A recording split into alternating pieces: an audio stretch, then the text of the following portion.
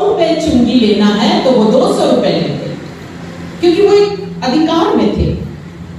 और उसने ऐसे 200 रुपए करके, ऐसे मैं तो 200 कह रही हूँ, ऐसे बहुत सारा पैसा ले करके उसने अपने लिए अच्छा धन इकट्ठा कर लिया था। लेकिन बाइबल बोलती है कि जिस दिन यीशु का प्रवेश उसके घर में हुआ, उस दिन उसका जीवन बदल गया। और न केवल बदला, आपका जीवन बदलने के बाद आपके जीवन से यीशु दिखाई देना चाहिए। हालेलुया। क्योंकि उस दिन जब कहीं ने निर्णय लिया कि मैं जिसका पैसा गलत तरीके से लिया हूं, मैं उनका 4 गुना पैसा वापस कर दूंगा। ये होता है जब यीशु हमारे जीवन में प्रवेश करता है। हालात ही नहीं बदलते हैं, हम भी बदलते हैं। आमीन। हालात का बदलना जरूरी है, हमारा बदलना सबसे जरूरी है। हालेलुया। और ज्यादा जरूरी है। और मैं यही कहूंगी मेरी प्यारी बहनों आपसे कि हम जो है सिर्फ कलीसिया में बैठ करके एक अच्छे आराधक या एक अच्छे मसीह के बच्चे ना बने, लेकिन अपने जीवन के हर पल में, हर सांस में मैं और आप यीशु के चरित्र को अपने जीवन से दिखा सकें। आमीन।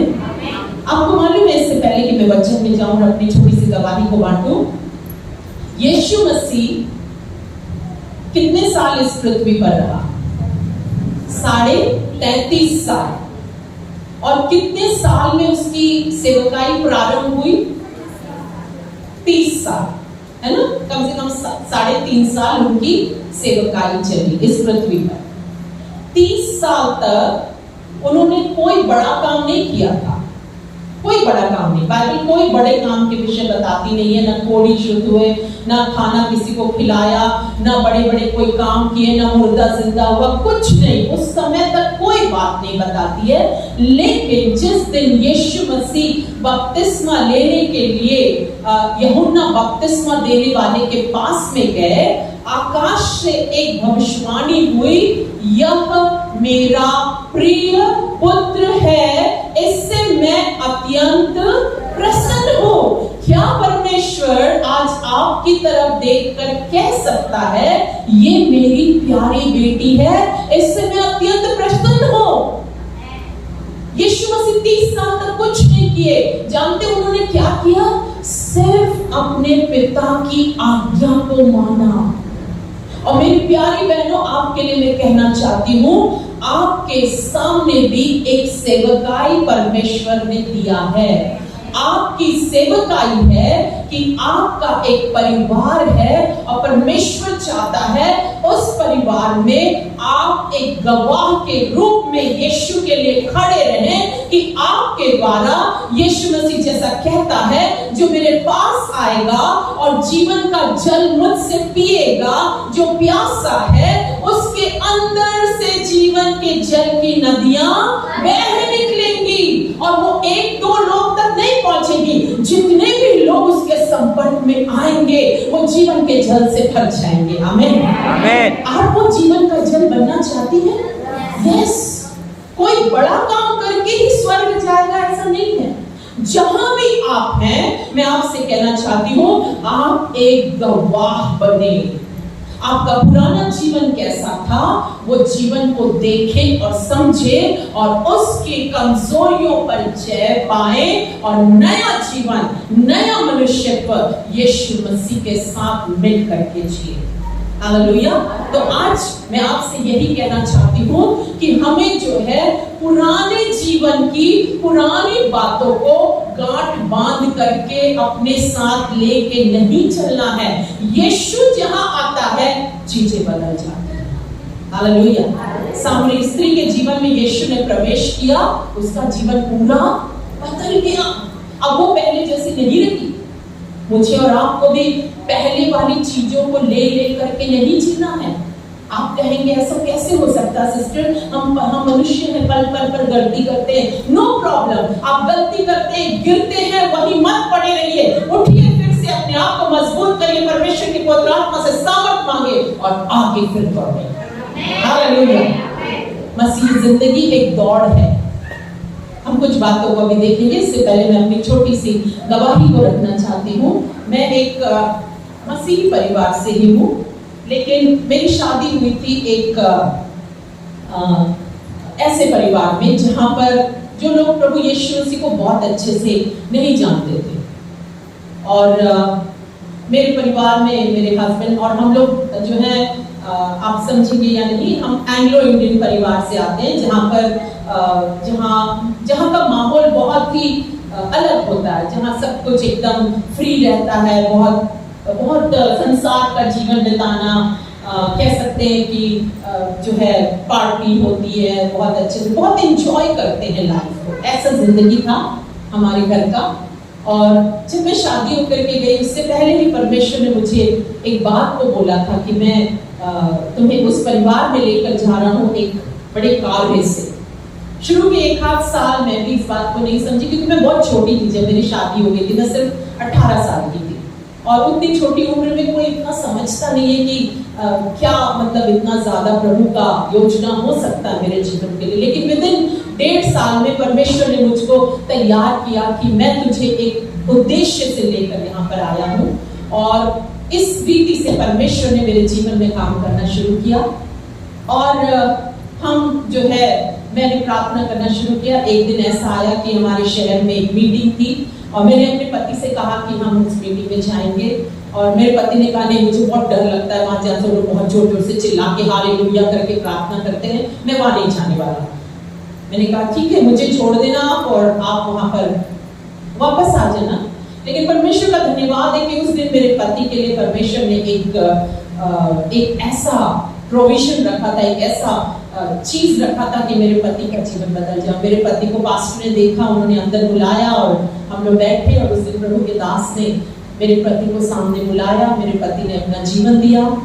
इसी रीति से दूसरे दिन मैंने अपने ससुर जी से कहा कि आप भी चलिए मीटिंग में, वहां पर परमेश्वर आपसे भी बात करेगा। परमेश्वर ने बहुत अद्भुत तरीके से मेरे ससुर जी को भी लाया, क्योंकि मेरे पति लोग रोमन कैथोलिक परिवार से थे, तो बहुत ज्यादा यीशु मसीह के बारे में वो लोग नहीं जानते थे।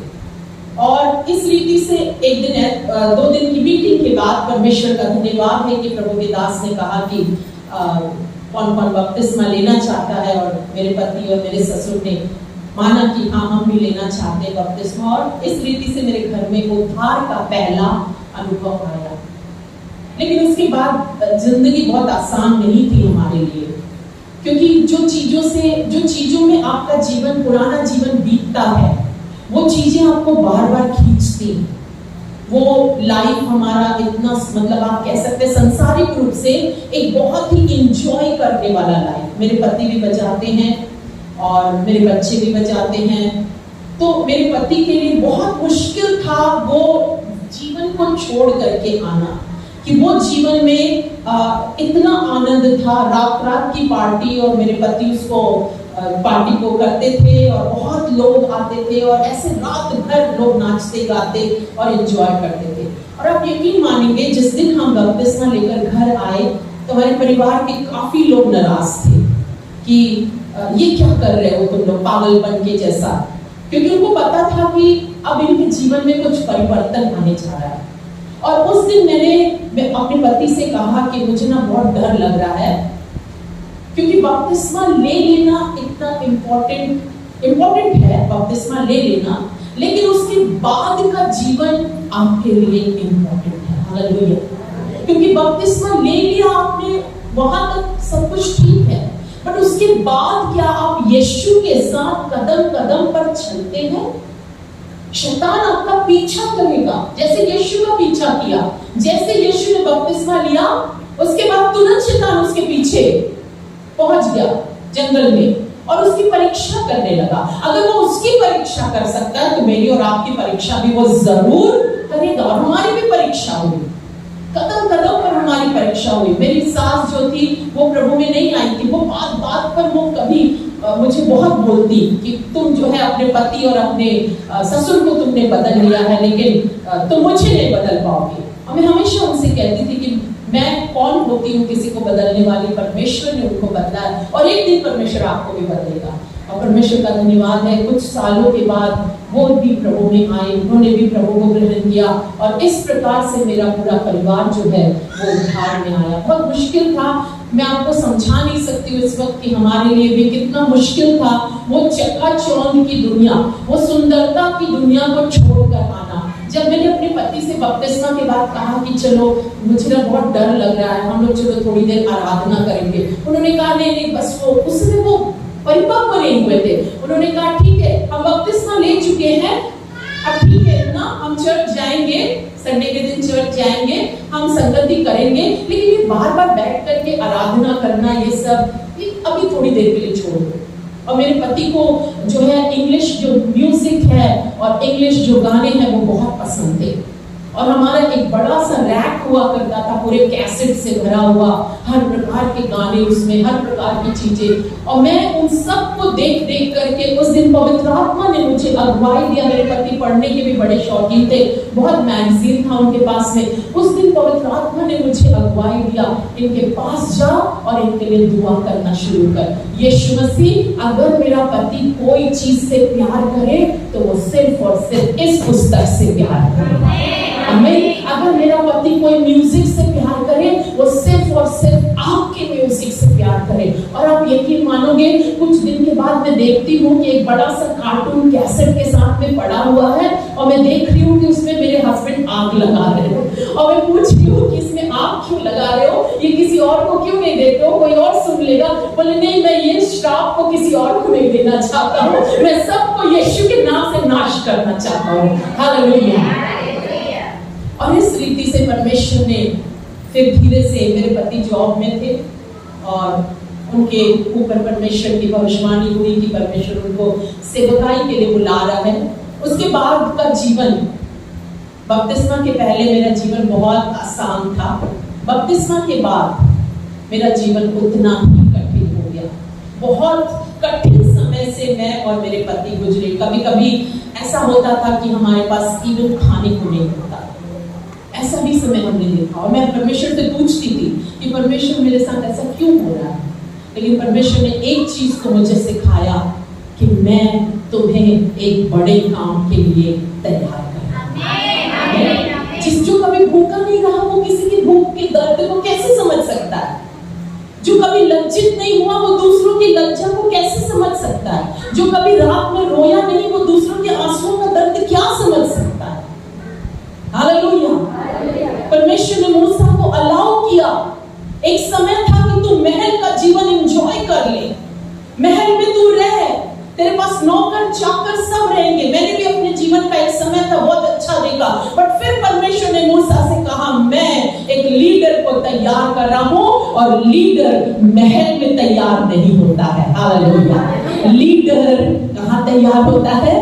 जंगल में और रेगिस्तान में और मुसीबतों में और तकलीफों में और परेशानियों में। और परमेश्वर ने मुझे और मेरे पति को तैयार किया। हम लोगों को बहुत डिफिकल्ट टाइम से हम गुजरे, सबने साथ छोड़ा, सबने हम लोगों को कहना चाहिए कि दरकिनार कर दिया, परिवार ने भी, लेकिन परमेश्वर ने हमें नहीं छोड़ा। और आज मैं प्रभु को बहुत धन्यवाद देती हूँ। हमारा एक निर्णय प्रभु के साथ चलने के लिए, हमारा एक निर्णय प्रभु के साथ ईमानदारी से चलने के लिए, उस निर्णय का असर आज मैं अपने बच्चों के भी जीवन में देखती हूँ। मैं आज आपसे कहना चाहती हूँ परमेश्वर आपके निर्णय को आदर देता है, आपके निर्णय का आदर करता है परमेश्वर।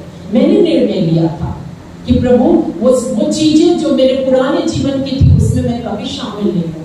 वो जरूर आकर्षित करने वाली चीजें थी। जब भी हम शादियों में जाते, जब भी हम उनके कोई विशेष अवसर में जाते, वो चीजें हमें आकर्षित करती। मेरे बच्चे जवान होने लगे थे, मेरे बच्चे बहुत अच्छा बजाते हैं, दोनों बच्चे, उनको कोई भी इंस्ट्रूमेंट दे दो बहुत अच्छा बजाते हैं, मेरे हस्बैंड बजाते हैं। मैं हमेशा कहती थी प्रभु इनका आकर्षण सिर्फ और सिर्फ यीशु से होने वाला है। आमीन। आपका एक निर्णय मेरी प्यारी बहनों, आप जो निर्णय ले रही हो प्रभु के साथ चलने का, मैं आपसे कहना चाहती हूँ एक दिन ये बात परमेश्वर की दृष्टि में आदर की बात समझी जाएगी और परमेश्वर आपकी सहायता करेगा कि आपका घराना भी आपके साथ प्रभु की सेवा के लिए तैयार हो। मैंने वो एक निर्णय लिया था कि प्रभु चाहे कोई भी परिस्थिति हो, दुख हो, पीड़ा हो, तकलीफ हो, मैं गिरूंगी, बार बार मैं गिरी भी, कई बार कमजोर हुई। मैं कहना चाहती हूँ आपसे कि हम कोई सुपर ह्यूमन नहीं है, कि हमको डर नहीं लगेगा, हम जो है घबराएंगे नहीं, हम निराश नहीं होंगे, हम गिरेंगे नहीं। लेकिन प्रभु का जो बच्चा रहता है या यीशु का जो बच्चा रहता है, वो गिरता है। बाइबल कहती है धर्मी जन 7 बार भी गिरेगा तो भी क्या होगा, वो खड़ा होगा, क्योंकि उसके ऊपर परमेश्वर की सामर्थ्य छाया करती है। आमीन। जो परम प्रधान के छाए हुए स्थान में बैठा रहेगा, वो कहां ठिकाना पाएगा, सर्वशक्तिमान की छाया में ठिकाना पाएगा। और जब आप सर्वशक्तिमान की छाया में ठिकाना पाते हैं, आपका सामर्थ्य खुदा की ओर से आता है, आपका छुटकारा खुदा की ओर से आता है, आपका ब्रेक थ्रू खुदा की ओर से आता है। मैंने महसूस किया, देवर टाइम्स मेरे जीवन में बहुत ऐसे समय आए जब मैं निराश हो गई। बट आपको मालूम है, जिस वक्त मैं निराश होती, फॉर अ मोमेंट, एक मोमेंट के लिए मैं जरूर निराश होती, बट नेक्स्ट मोमेंट परमेश्वर का आत्मा, क्योंकि आप सर्वशक्तिमान के छाया में ठिकाना पा रहे हैं, नेक्स्ट मोमेंट में देखती परमेश्वर का सामर्थ्य कैसे मुझे फिर से उठाता। हालेलुया। और ये जीवन भर का युद्ध है। मत सोचिए कि आप बहुत अच्छी आराधना करते हैं, बहुत अच्छी संगति में हैं, या फिर बहुत अच्छा बाइबल पढ़ते हैं, जो है संघर्ष जीवन में नहीं आएंगे। संघर्ष मुझे और आपको शार्प करते हैं, मुझे आपको तराशते हैं। आपने देखा है नदी कैसे बहती है, चट्टानों के बीच से। कहां से बहती है, काट काट करके चट्टानों को बहती जाती, कहां चट्टान और कहां नदी, कहां पानी। लेकिन पानी के अंदर इतनी सामर्थ होती है कि वो चट्टान को काट कर बहने देती है। मैं और आप वैसे हैं। जीवन के जल की नदियां मेरे और आपके अंदर से ऐसे बह निकलेंगी कि बहुत तेरे लोग मेरे आपके जीवन से आशीषित होंगे। इसलिए रोज सुबह उठ करके कहें, मैं कीमती हूं, मैं आशीषित हूं। आमीन। शैतान आपको कितना भी कमजोर करने की कोशिश करे, बोले कि अरे तेरी परिस्थिति इतनी बेकार है ना, तेरा जीवन ऐसा है, इतनी परेशानियां, इतनी तकलीफ है, तेरी प्रार्थना नहीं सुनी जा रही। सब चीजों को कहे, यीशु के नाम से मैं जानती हूं कि जिस परमेश्वर ने वायदा किया है कि जो कल्पनाएं मैं तुम्हारे विषय में करता हूं वो हानि की नहीं परंतु लाभ की है, वो परमेश्वर मेरा परमेश्वर है, वो परमेश्वर मेरा पिता है। आपको मालूम है, पुरानी बादशाह में मूसा परमेश्वर को पिता कहकर नहीं बुला सकता था। नई बादशाह में मैं और आप चूंकि पवित्र आत्मा के द्वारा यीशु मसीह की संतान है, इसलिए पवित्र आत्मा आहे भर भर कर हमसे हे अब्बा, हे पिता कहकर बुलवाता है। हालेलुया। हमारा एक पिता है जिसके पास आप कभी भी दौड़ सकते हैं। वो टिमटिमाती बत्ती को कभी नहीं बुझाता, वो कुचले हुए नरकट को कभी नहीं और तोड़ता है। हालेलुया। लेकिन जरूरी है आप बलवंत बने। जो स्टेज में है ना, मैं कभी भी आपसे अगली बार मिलूं, मैं हमेशा कहीं भी जाती हूँ, मैं हमेशा बहनों से यही कहती हूँ, आज आप जिस स्थिति में हैं अपना आत्मिक अवलोकन खुद करें। आज आप जिस स्थिति में हैं वहां ना रहें, वहां से ऊपर उठे। हालेलुया। वहां से ऊपर उठे, आत्मिक रूप से मजबूत हो गए, वचन को खाएं। तो आइए हम कुछ चीजों को आज वचन से देखेंगे। मैं चाहती हूँ मेरे साथ आप निकालेंगे, कोई भी बहन पढ़ने में अगुवाई करेगी। पहला तीमुथियुस और 4 अध्याय और उसका 7 और 8 वचन। बहुत कुछ ही चीजों को हम देख पाएंगे क्योंकि समय बहुत कम है। पहला तीमुथियुस और 4 अध्याय और उसका 7 और 8 वचन।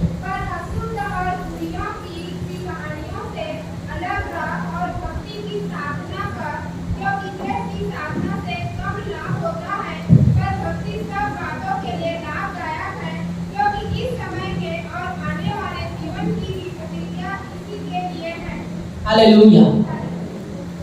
बहन बहुत धीमे से पढ़ी है, कोई और बहन जोर से थोड़ा पढ़ेगी ताकि सबको समझ में आए।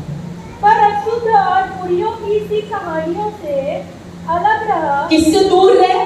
बुढ़ियों और सी कहानियों। अशुद्ध और बूढ़ियों की सी कहानियां, ये संसार का जो कहानी कथा और की बातें है ना, इससे दूर रह कह रहा। और किस पर मन लगा? आगे पढ़ना सिस्टर। और भक्ति की साधना कर। किसकी साधना कर? भक्ति, है ना, भक्ति की साधना कर। ये भक्ति क्या है हम आगे देखने जा रहे हैं, और साधना क्या है। कितने लोग इंग्लिश का ये शब्द जानते हैं, डिसिप्लिन। मेरे ख्याल से बहुत सारे लोग जानते होंगे ना, डिसिप्लिन, अनुशासन। हम आज महिलाओं के लिए कुछ अनुशासन को देखने जा रहे हैं। अनुशासन, स्कूल में डिसिप्लिन पर बहुत जोर दिया जाता है। बच्चे का बाल सही कटा होना चाहिए, बच्चा सही यूनिफॉर्म पहनना चाहिए। आपके बच्चे स्कूल जाते हैं, कोई भी कपड़े पहनकर चले जाते हैं, कोई भी समय चले जाते हैं, कोई भी पुस्तक लेकर चले जाते हैं, जो टीचर पढ़ाती है उसको पढ़ते हैं या जो नहीं पढ़ाती उसको पढ़ते हैं। एग्जाम में जो कोर्स दिया गया है वो पढ़ेंगे तो पास होंगे, कि कुछ भी पढ़ेंगे तो पास हो जाएंगे। हाँ, इसको बोलते हैं अनुशासन, डिसिप्लिन। यहां पर लिख रहा है बूढ़ी अशुद्ध और बूढ़ी क्या कहता, कहानियों से अपने आप को दूर रख। किन चीजों से अपने आप को दूर रख, वो जो सिर्फ कथा कहानी की बातें हैं। आज हम कथा कहानी पर ज्यादा ध्यान देते हैं। खुदा का वचन जो है ना वो दो धारी, हाँ, आज लोग उसको नहीं सुनना चाहते हैं, तो सीधे मारता है खुदा का वचन दिल पे और हमको बताता है कि तुम्हें ये गलत है। कह रहा है भक्ति की साधना कर, क्योंकि देह की साधना से क्या होता है, क्योंकि देह की साधना से कम लाभ, कम लाभ है ना। देह की साधना, आज देखिए लोग कम खा रहे हैं, लोग कम खा रहे हैं, आप अच्छा खाते हैं, थैंक यू जीसस बोलिए। मैं कम खा रही हूँ क्योंकि मुझे लगता है कि मुझे थोड़ा कम खाना चाहिए। नहीं, ऐसी बात नहीं है, खुदा का धन्यवाद, अच्छे से खाते हैं हम सब। लेकिन आप देखिए ना, लड़कियां थोड़ी सी मोटी होने लगती, कम खाते हैं, हाँ, एक्सरसाइज करते हैं। क्यों करते हैं एक्सरसाइज, क्यों करते हैं, शरीर स्वस्थ बना रहेगा, है ना। कह रहा है बाइबल देह की साधना से कम लाभ होता है। कैसे लाभ होता है, बस यहीं पे आप स्वस्थ रहेंगे, लेकिन भक्ति की साधना करेंगे तो अनंत जीवन के लिए तैयार होंगे। हालेलुया। ये देह को अगर जितना डालेंगे ना, मेकअप ये सब चीजें, और सोचेंगे कि मैं बहुत सुंदर दिखूंगी, मैं आपसे कहना चाहती हूँ, जो स्त्री प्रभु में पाई जाती है वो अपने आप में ही एक सुंदर है। प्रभु ने आपको सुंदर बनाया है। हालेलुया। प्रभु ने आपको सुंदर बनाया है, अपने स्वरूप में बनाया। उसके स्वरूप की बनी हुई कोई वस्तु कैसे सुंदर नहीं हो सकती है। हालेलुया। कोई आपसे कुछ भी कहे, आप कहें मैं यीशु के स्वरूप में बनी हूं, मैं सुंदर हूं। आमीन। देह की साधना से क्या है, कम लाभ है। आप कितना भी अपने शरीर पर चीजों को करने की कोशिश करें, वो एक समय के बाद खत्म हो जाएगा। जैसे जैसे बुजुर्ग होते जाएंगे, स्किन लटकता जाएगा, बाल गिरते जाएंगे, दांत निकलता जाएगा।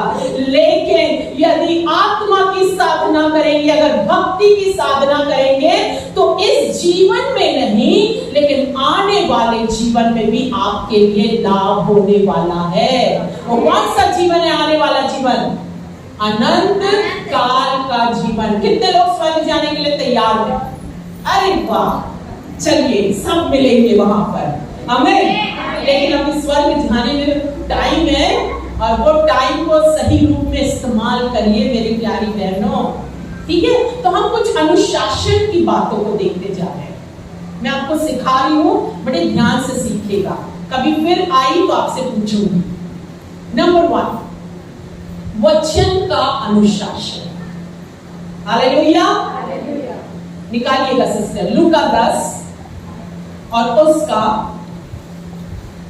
पढ़ेंगे 37 वचन से। लूका 10:37 से आइए देखते हैं खुदा का वचन क्या कह रहा है। हाँ, उसने कहा वही जिसने उस पर दया की। नहीं, लूका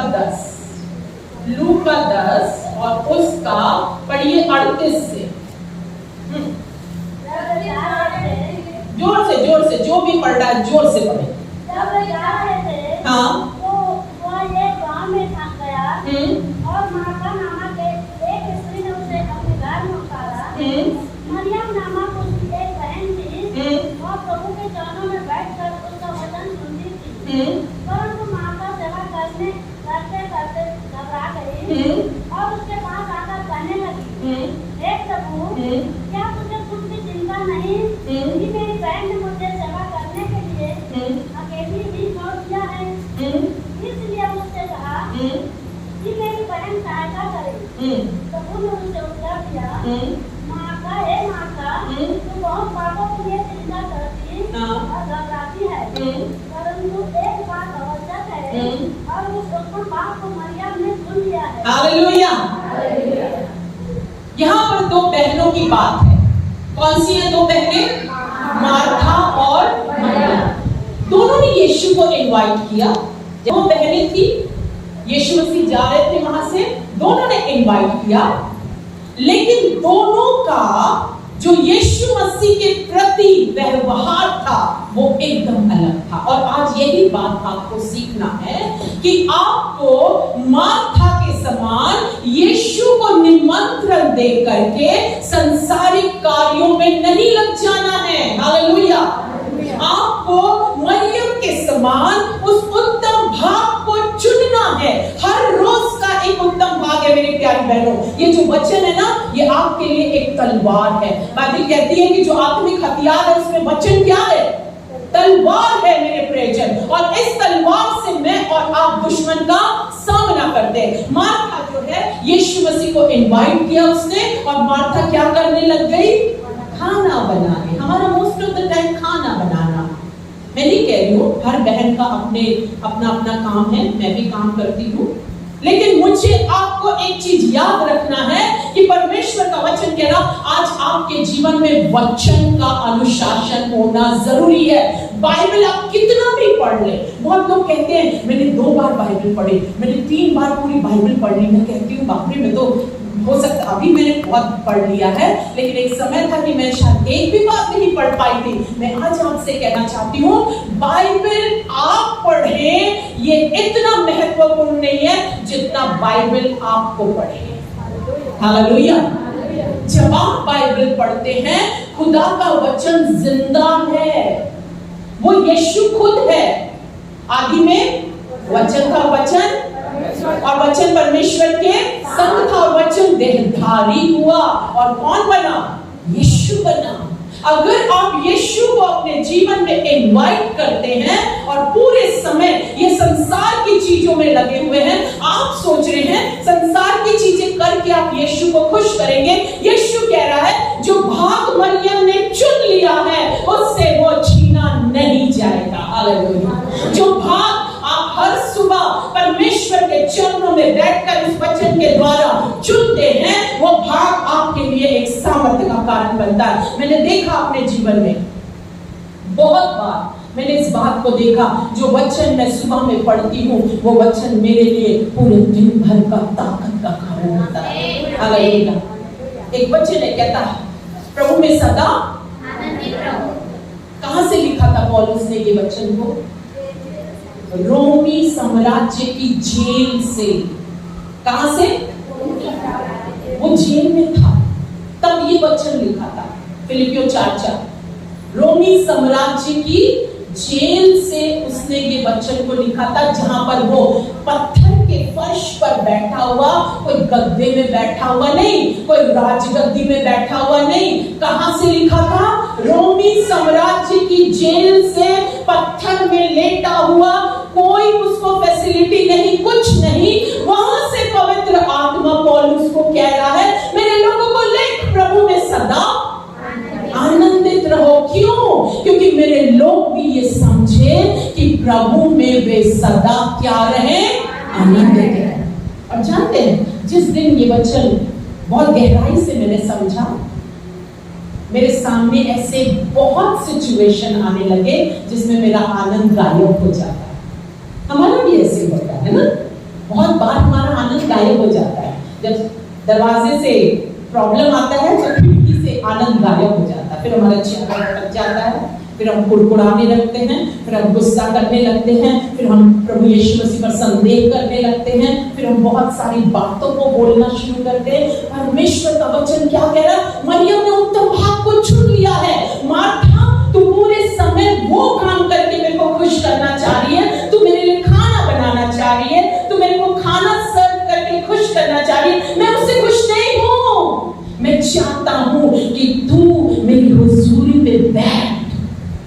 हालेलुया। वचन का अनुशासन। मेरी प्यारी बहनों, आपसे आज कहना चाहती हूँ, एक स्त्री जो वचन से भरी रहती है वो स्त्री दुनिया के हर परेशानियों का सामना कर सकती है, क्योंकि उसके पास हर परिस्थिति के लिए वचन रहता है। हालेलुया।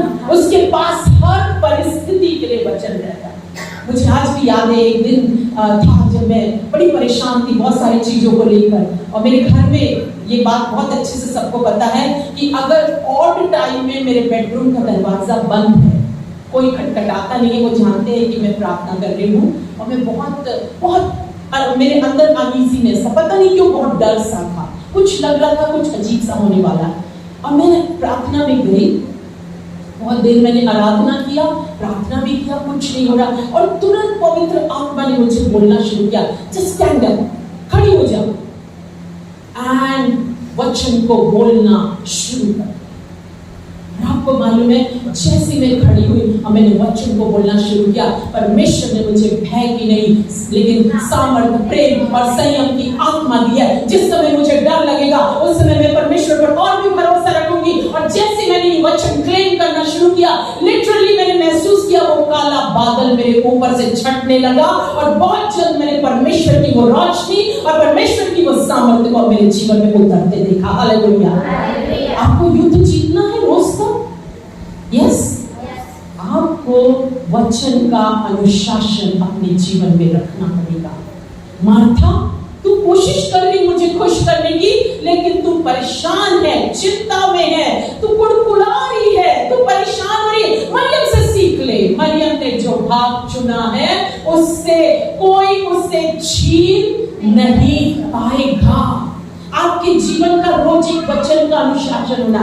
10 मिनट पढ़े लेकिन पढ़े, 10 मिनट पढ़े लेकिन खुदा के साथ बातचीत करें, 10 मिनट पढ़े लेकिन उस वचन को पूरे दिन भर अपने जीवन में लीजिए। प्रभु में सदा आनंदित रहो। मैं आपसे कहना चाहती हूँ, जिस दिन आप इस वचन की गहराई को समझ जाएंगे, आप डिफिकल्ट सिचुएशन से होकर गुजरेंगे, आपके चेहरे पर परमेश्वर का प्रकाश बना रहेगा। Hallelujah, hallelujah. वचन का अनुशासन। देह की साधना से कम लाभ होता है, भक्ति की साधना से मैं और आप इस जीवन के लिए नहीं, अनंत काल के जीवन के लिए तैयार होते हैं। दूसरा अनुशासन, प्रार्थना का अनुशासन। मैं चाहती हूँ मेरे साथ एक वचन निकालेगा, इफिसियों की पत्री 6 अध्याय और 18 वचन। इफिसियों 6 और 18 वचन, एक दो वचन हम जल्दी से देखेंगे। इफिसियों 6 और 18 पढ़िएगा, जिनको भी मिल जाए। आत्मा में प्रार्थना और विनती करते रहो, और इसीलिए जानते रहो कि सब पवित्र लोगों के लिए लगातार विनती किया करो। क्या कह रहा है? हर समय, हर घड़ी हम यूजुअली ढूंढते हैं प्रार्थना का एक समय। मैं कहती हूँ हम सब के लिए प्रार्थना का एक समय होना है, लेकिन परमेश्वर का वचन क्या कह रहा है? हर समय। और यदि आप पवित्र आत्मा से भरे हुए हैं, मैं आज आपसे कहना चाहती हूँ, पवित्र आत्मा एक समय के भरने का एक्सपीरियंस नहीं है। जैसे आपको लगता है ना, थोड़ी देर आप आराधना कर रहे हैं, फिर आप खूब पवित्र आत्मा से भर गए, आप अन्य भाषा में बातें करने लगे। इट्स नॉट दैट, वो ही नहीं है। पवित्र आत्मा का एक्सपीरियंस उससे कहीं ज्यादा है।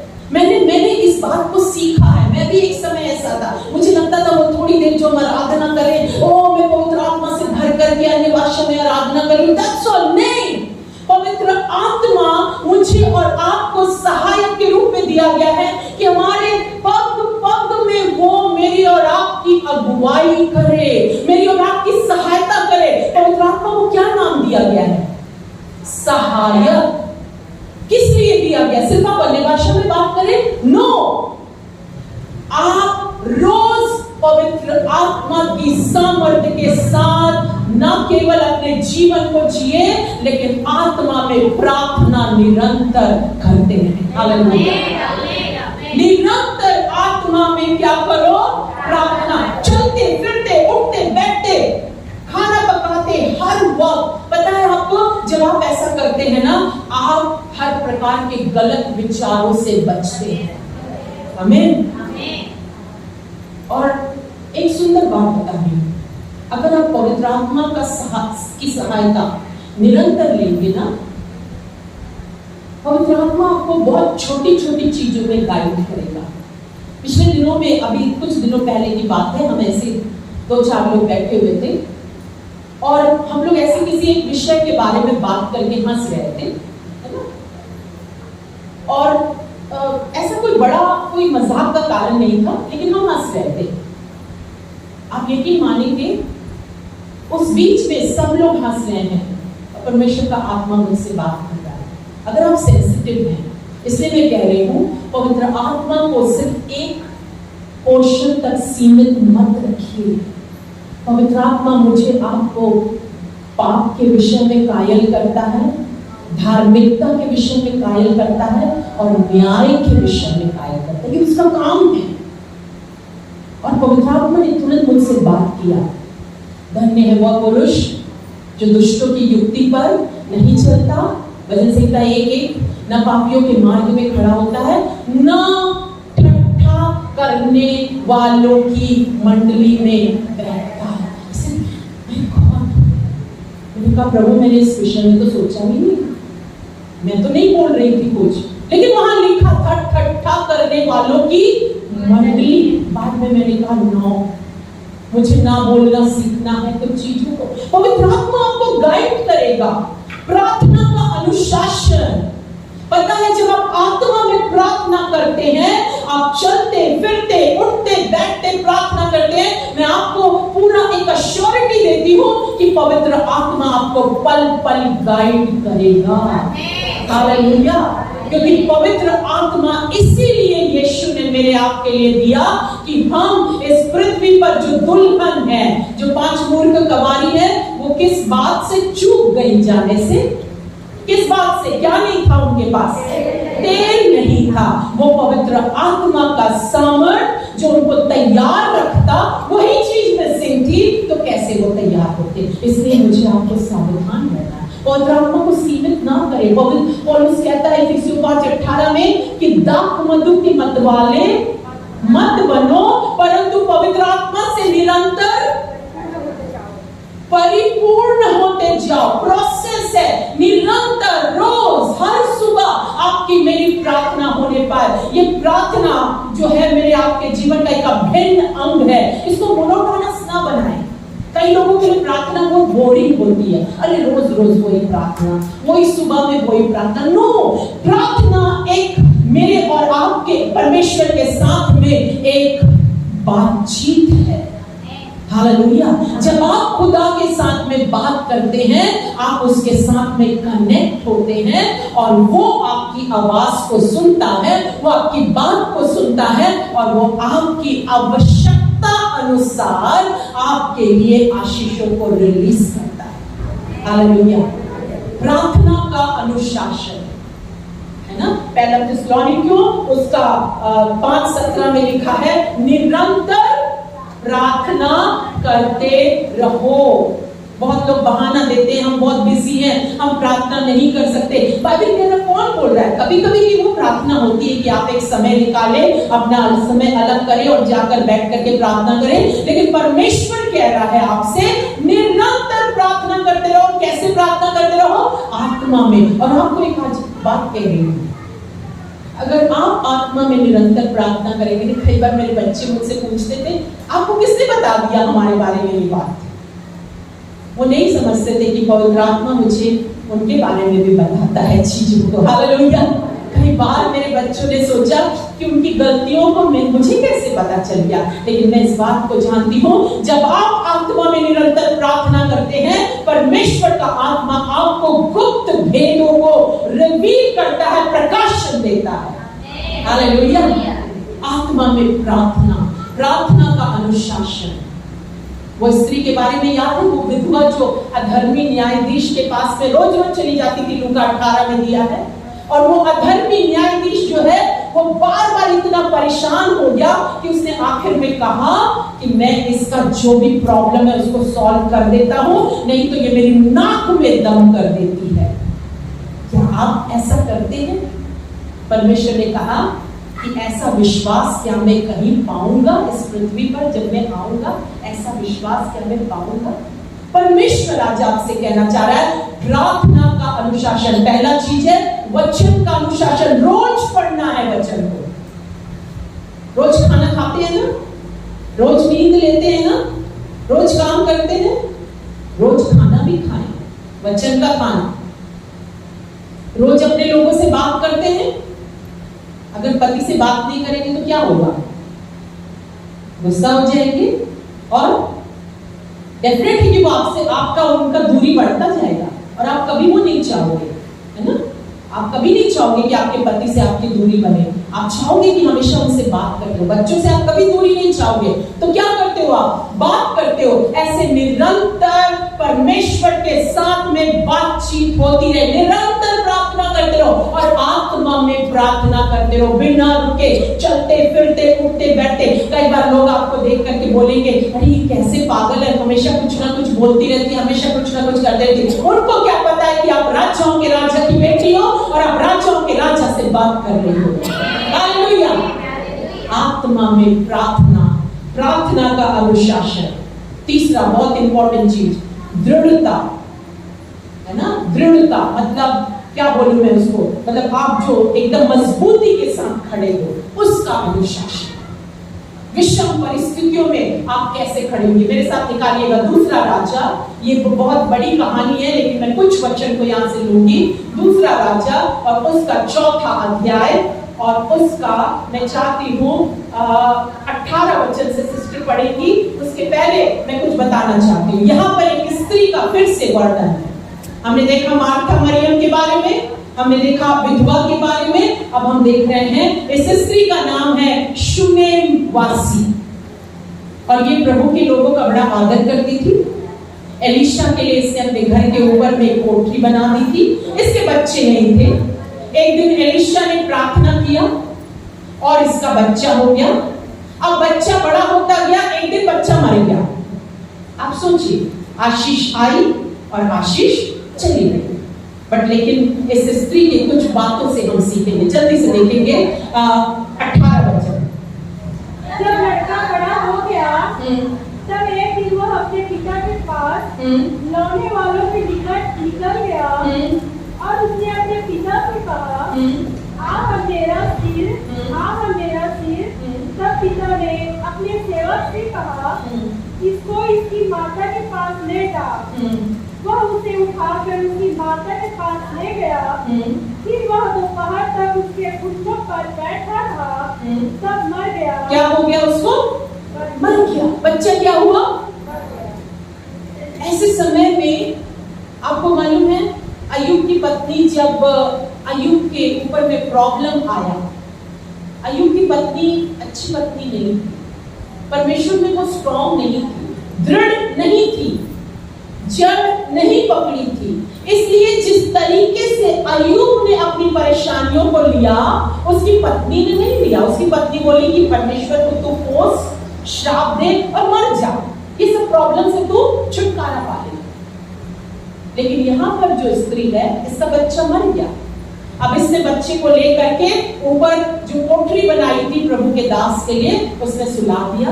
अब पति ने पूछा, उसने पति से कहा, आगे मैं बता रही हूँ कौन सा वचन पढ़ना है सिस्टर, 22 वचन। तब उसने अपने पति से पुकार कर कहा, मेरे पास एक सेवक और एक गदही तुरंत भेज दे कि मैं परमेश्वर के भक्त के यहाँ झटपट हो आऊं। उसने कहा, आज तू उसके यहाँ क्यों जाएगी? आज न तो नए चांद का और न विश्राम का दिन है। उसने कहा, कल्याण होगा। हालेलुया। अपनी बाइबल में कल्याण होगा को अंडरलाइन कर लीजिए। हालेलुया।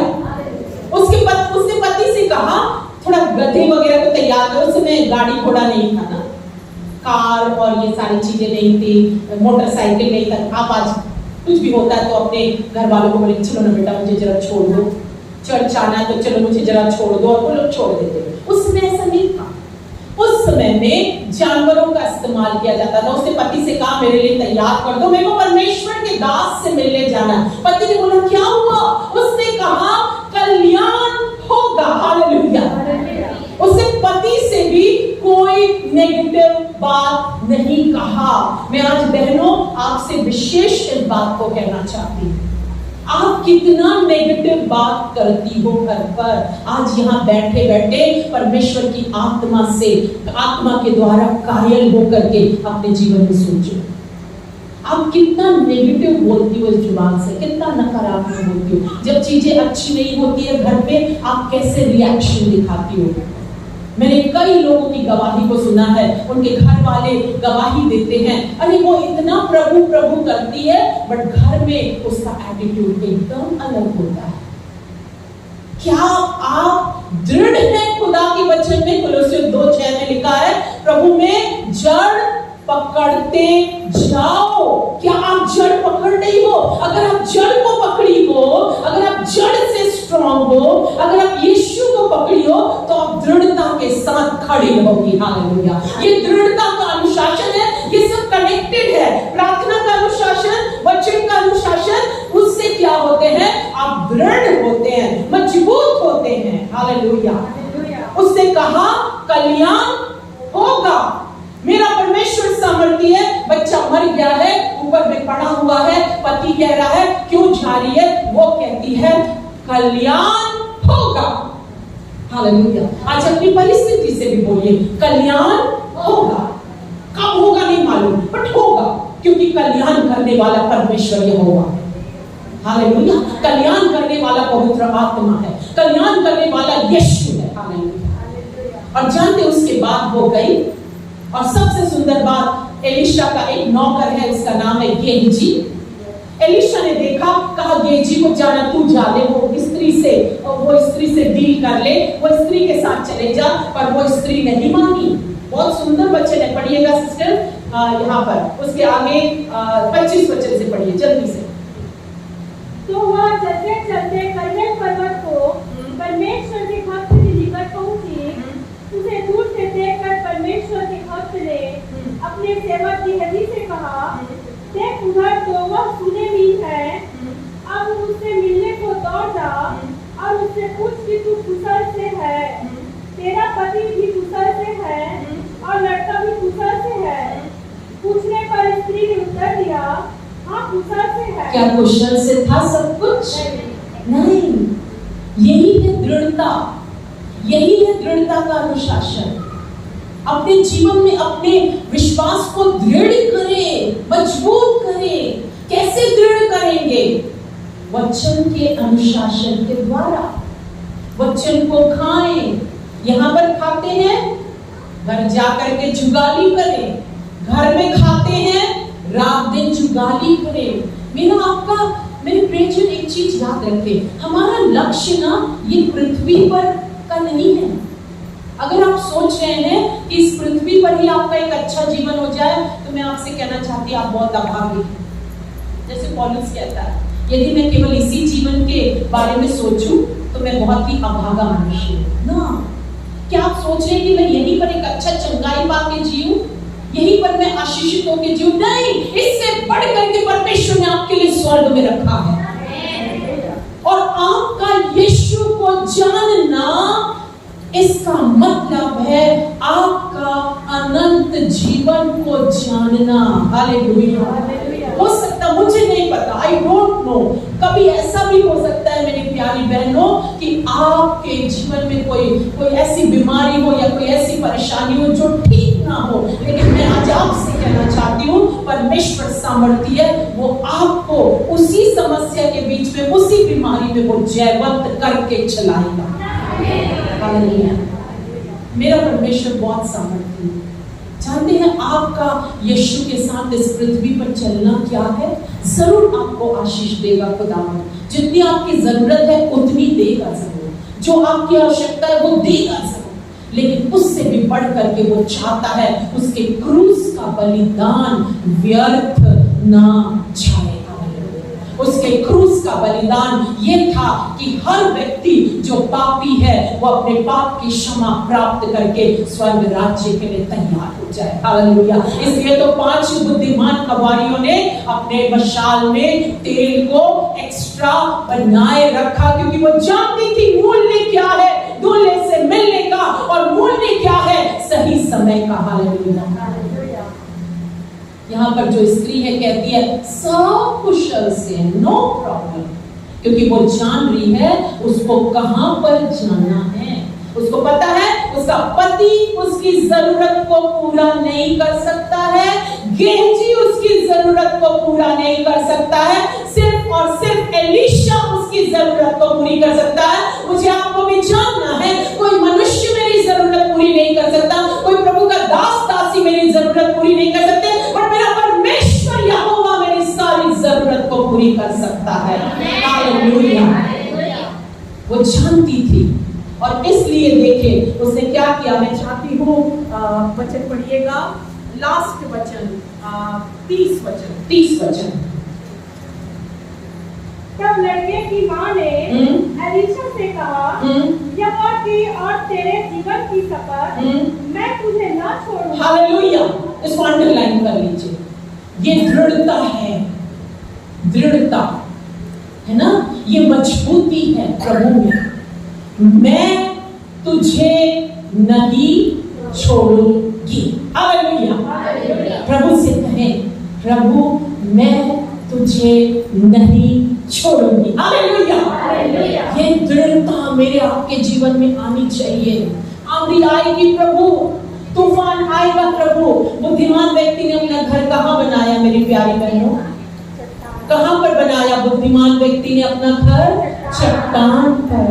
आज बनाए ना अपना घर चट्टान पर। रेत पर क्यों बनाने की कोशिश कर रहे हैं? रेत में बनाना आसान है, मेहनत नहीं करनी पड़ती है, जल्दी से बन जाता है, मजा आता है। चट्टान में बनाना बहुत कठिन होता है। चट्टान को मारो, अंदर डीप जाओ, गहरे में जाओ, तब तुम्हारे घर का नींव तैयार होगा। लेकिन वो नींव जरूरी है, क्योंकि उस नींव में सामर्थ्य है। आंधी आएगा, तूफान आएगा, पर वो घर खड़ा रहेगा। आमीन। हालेलुया। उस घर को बनाए। दृढ़ता का अनुशासन क्या आपके जीवन में है? आज कहें, मैं तुझे नहीं छोड़ूंगी। शुनेवासी स्त्री ने कहा, मैं तुझे नहीं छोड़ूंगी। एक अंतिम, बहुत समय नहीं है मेरे पास, एक अंतिम अनुशासन को लेकर के मैं बंद करूंगी। प्रभु चाहेगा तो हम बहुत से अनुशासन को कभी और देख लेंगे। एक अंतिम अनुशासन जो मैं चाहती हूँ आज आप सीखें, जो मैंने भी सीखा है। रोमियो की पत्री 12 अध्याय और 1 वचन। इस अनुशासन के साथ में और आप आज ये खत्म करेंगे, और खुदा चाहा तो एक वचन अंत में हम लेंगे। रोमियो की पत्री 12 अध्याय और 1 वचन बहुत ही कॉमन वचन है, इसलिए हे भाइयों मैं परमेश्वर की दया, हाँ पढ़िए। हाँ, विनती करता हूँ। पौलुस कह रहा है, मैं तुमसे क्या कर रहा हूँ? क्या कर रहा हूँ? आज मैं भी आपके पास में खड़ी, सामने खड़े हुए कह रही हूँ, विनती करता हूँ, विनती करती हूँ। ये आराधना का अनुशासन है। हाँ, विनती करता हूँ अपने शरीरों को हाँ जीवित हाँ और पवित्र हाँ और परमेश्वर को भावता हुआ बलिदान करके चढ़ाओ, वही तुम्हारी आत्मिक सेवा है। हालेलुया। अब बात को ध्यान से सुनिएगा। आप जानते हैं पौलुस क्या कह रहा है? मैं तुम्हें उद्धार हमें लगता है कितना आसान ना, यीशु मसीह के बारे में, क्रूस पर यीशु चढ़ गया उसके बारे में बात करना बहुत आसान लगता है।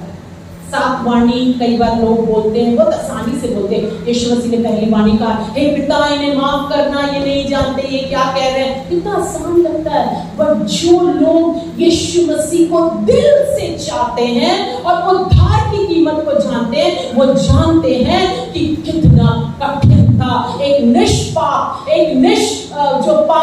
एक पाक परमेश्वर, एक पवित्र परमेश्वर को अपने ऊपर सारे लोगों का पाप लेकर के क्रूस पर चलना। उद्धार का कीमत है मेरे प्रियजन। आज जो आप यहाँ बैठे हुए हैं ना, उद्धार को इजीली पाकर, सिर्फ जुबान से अंगीकार करके, उस उद्धार का एक कीमत मेरे और आपके उद्धारकर्ता ने चुकाया। मैं कभी सोचती हूँ स्वर्ग जाने से यीशु से मैं जरूर पूछूंगी, अभी आपको कैसा लगा होगा उस वक्त, क्या फील हुआ होगा?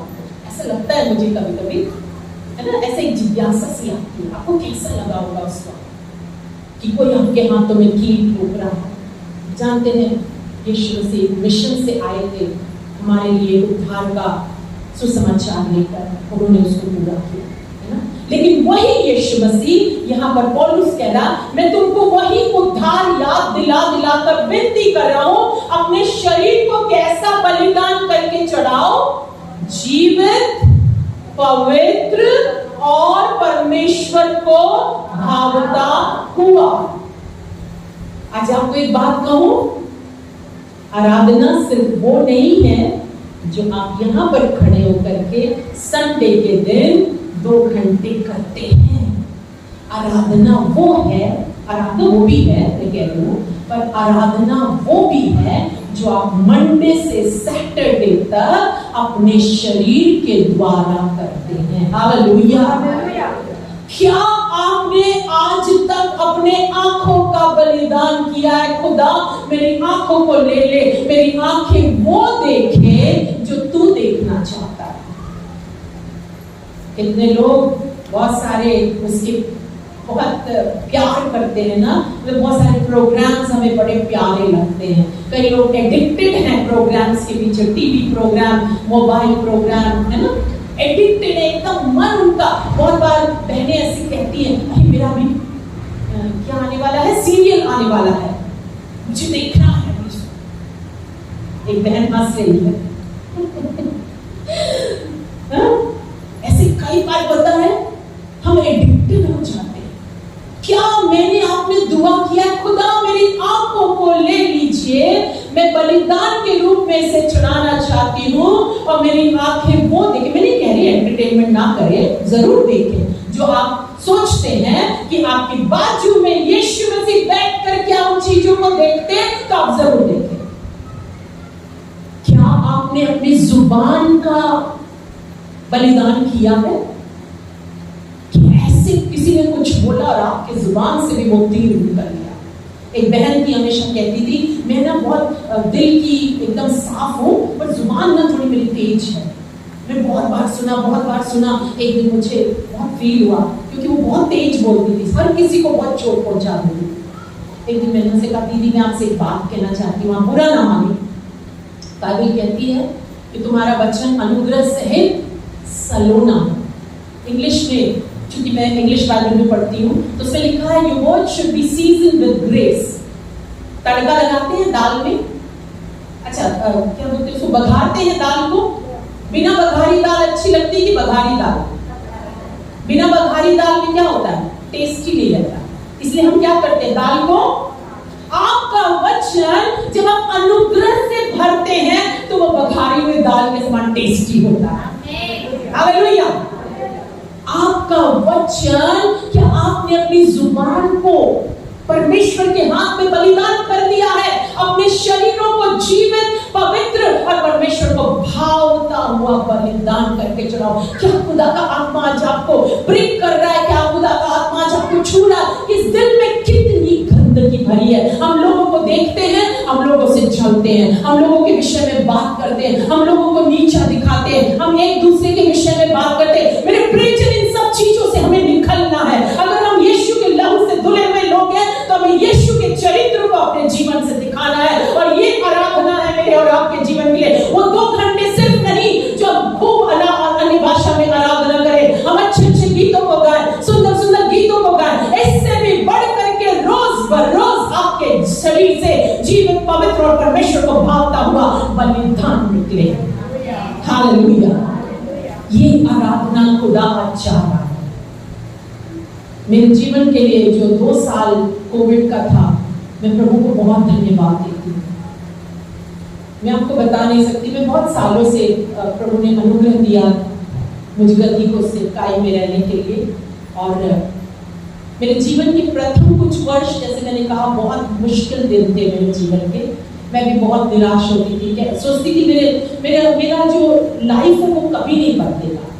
हर चीज के लिए हम संघर्ष करते थे, खाने के लिए, पहनने के लिए, हर चीज के लिए। लोगों के ताने सुनना, लोगों की बातें सुनना, हर चीज के लिए संघर्ष। मुझे लगता था कभी मेरी परिस्थिति नहीं बदलेगी। और उन दिनों में परमेश्वर ने मुझे सिर्फ प्रार्थना की सेवा दी थी, सिर्फ प्रार्थना। मैं और कुछ नहीं करती थी। मैं अपने कमरे में बैठती, बहुत रोती खुदा के सामने में, और उस प्रार्थना के द्वारा मैंने देखा परमेश्वर ने बहुत लोगों के जीवन में परिवर्तन कहलाया, कुछ नहीं। वो गुप्त में बस मेरा परमेश्वर मुझे देखता था। मेरे घुटने जो है कई बार काले काले हो जाते, कितने घंटों तक मैं ऐसे बैठे रहती अपने घुटनों पर। उसके बाद बहुत समय परमेश्वर ने मुझे सिर्फ आराधना के लिए इस्तेमाल किया। आराधना में परमेश्वर मुझे लेकर जाता, बहुत सारे लोग आराधना के बीच में छुटकारा पाते। और उसके बाद फिर तीसरे स्टेज में परमेश्वर ने वचन के द्वारा मेरे जीवन में काम किया। और 2 साल, पिछला 2 साल जो कोविड का समय था, जो मैं और आप बहुत मुश्किल दौर से होकर गुजरे, मैं प्रभु को बहुत धन्यवाद देती। इस दौर में परमेश्वर ने मेरे जीवन की और जो छोटी छोटी लोमड़ियां थी ना, श्रेष्ठ गीत में लिखा है 2:15 में, जो छोटी छोटी लोमड़ियां हैं उनको तू पकड़ ले, क्योंकि वे तेरी दाग की बारी को खराब करती हैं। मुझे आपको अपने जीवन में वो छोटी छोटी लोमड़ियों को ढूंढना है, कौन सी है। मुझे गुस्सा आ जाता था, मैंने इस बात को देखा, मेरे जीवन में क्रोध है। प्रभु के बच्चों के जीवन में क्रोध नहीं होना है। फिर आप क्रोध है तो आप यीशु मसीह की संतान नहीं बन सकते, आपको उस पर जय पाना है।